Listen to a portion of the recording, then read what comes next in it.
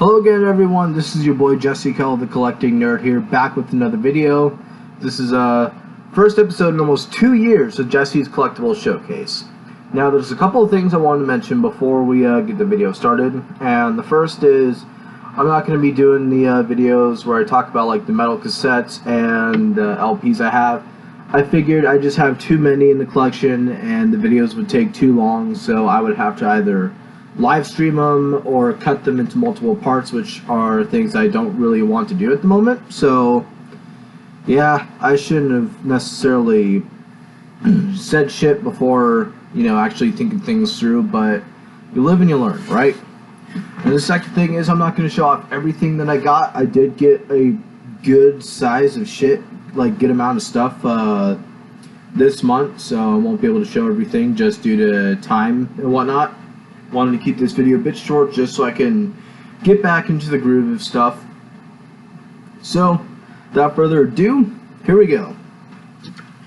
First thing I wanted to show is my 1988 Hot Wheels stock car. It's the black one, kind of looks like the old school Dale Earnhardt car.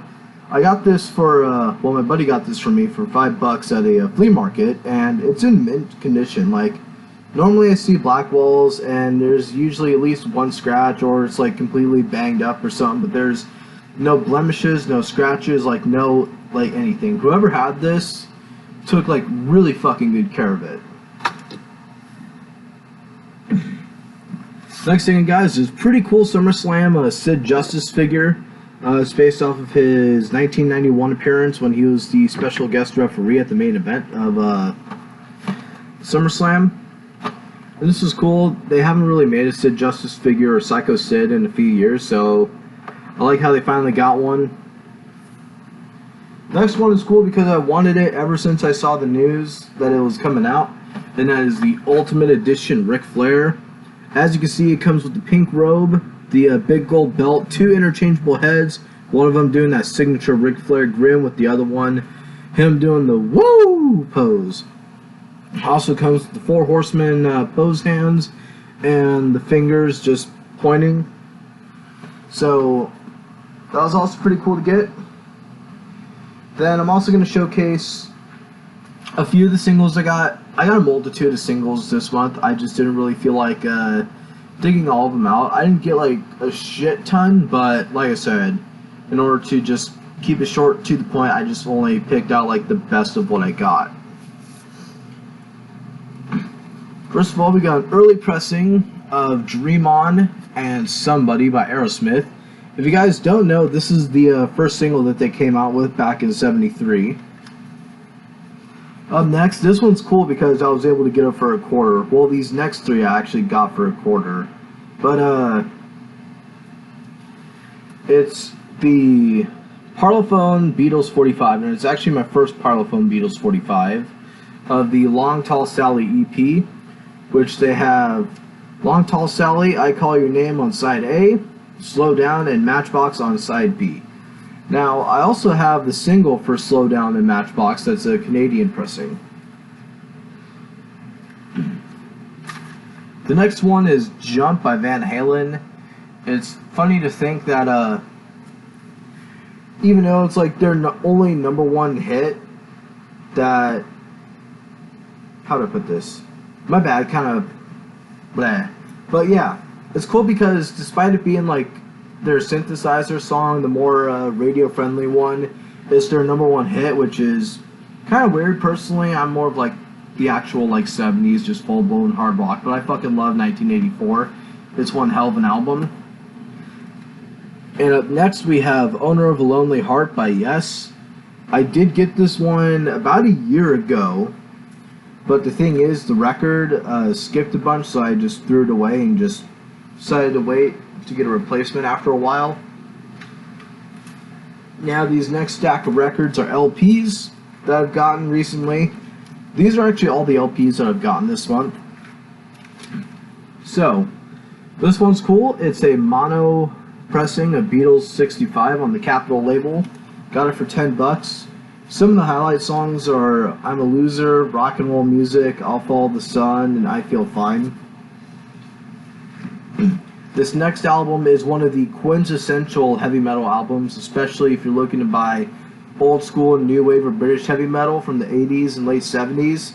This kind of ranks up there with like the first Iron Maiden album, a lot of the Judas Priest albums from the 70s, Saxon, Denim and Leather. This is like quintessential new wave British heavy metal, and that is See You in Hell by Grim Reaper. It's the first album that they did, and it is just fucking awesome. I also have Fear No Evil by them on cassette. You know, the one where it has like the Grim Reaper like crashing through the stained glass window of the motorcycle. Up next, we have a mono pressing of The Kinks, You Really Got Me. I got this for about $5 at the flea market in Boom City. And like I said, it's a mono pressing. Even though most of the songs on here are in pretty good shape, there's a couple on side B that skip, so I'm probably not going to listen to this album too much. Most of the time I see this album for sale, they are pretty beat up, so...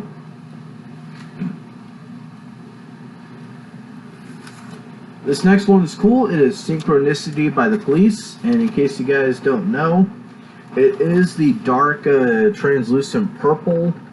Hopefully you guys are able to see the light reflecting through it, but normally the album itself looks like a black, but until you hold it up to a light or something, you'll be able to see that it's a nice translucent purple. So that was cool to get. I got that one for cheap as well.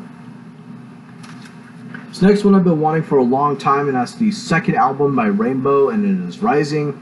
Has some badass songs on here like Terror Woman, Run with the Wolf, Stargazer, Starstruck. So I got this for dirt cheap, and as you can see, the cover is pretty banged up, but the rest of the album overall is fucking... The actual album is great. And this last one I got for a good amount of money. This was $50, and it's pretty much like one of the quintessential punk rock records. If you are going to start a punk collection, I wouldn't say necessarily have to have this one, but I feel like a majority of people that do have a punk collection have this album in the collection in some way, shape, or form. And that is Nevermind the Bollocks, Here's the Sex Pistols. It's not an original like first pressing because it doesn't have the typo on it, but it is an early US pressing. As you can see, it has no barcode. It was released on the Warner Brothers label, and I'm pretty sure it's a Los Angeles pressing, usually LA. I was like, had some of the better pressing plans, so if you did want to buy like the best sounding Capitol Beatles LPs from back in the day, LA would be usually the place to try and look for, and those ones usually have more value to it as well. But anyways, that's the video. Hope you guys enjoyed some of the cool shit that I showed you. If you guys like this video, please, that's awesome, that's cool. If you guys don't like it, that is also cool. This has been your boy Jesse Kell, the Collecting Nerd, and tally ho!